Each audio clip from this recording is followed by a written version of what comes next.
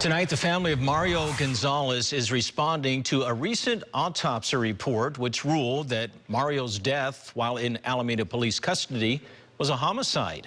The 26-year-old died back in April after being restrained by several police officers. Video was widely shared back then. Ground Force Taylor Bisacky joins us now live in the studio with their reaction. Taylor.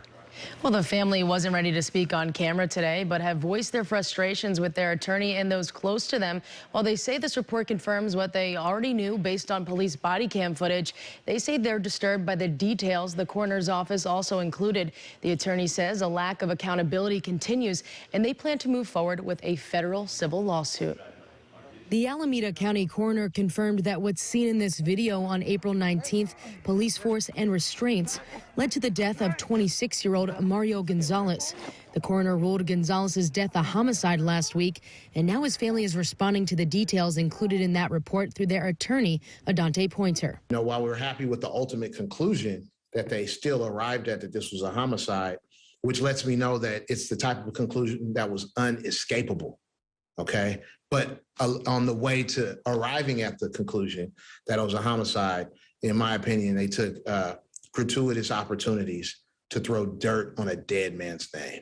While the report indicated that Gonzalez suffered cardiac arrest, Pointer is referring to the details in the report that said, quote, the cause of death was the toxic effects of methamphetamine with the physiological stress of altercation and restraint, morbid obesity, and alcoholism. To add insult to injury, the Alameda Police Department and now the Alameda County Coroner's Office continues to publish these details that blame the victim.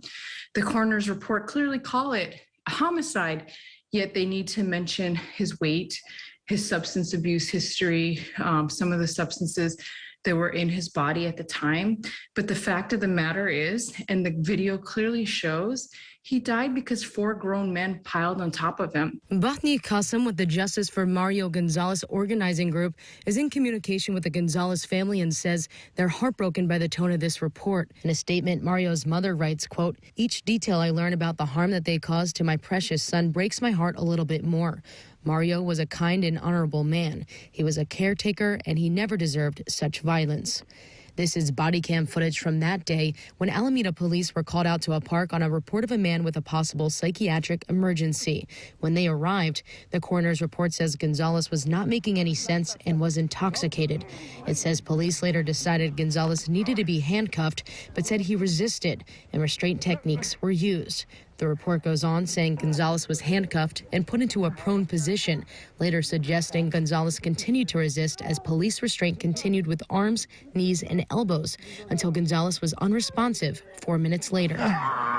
It looks like is that we're going to have to file a federal civil rights lawsuit, a wrongful death lawsuit, in order to hold these police officers accountable through the civil process.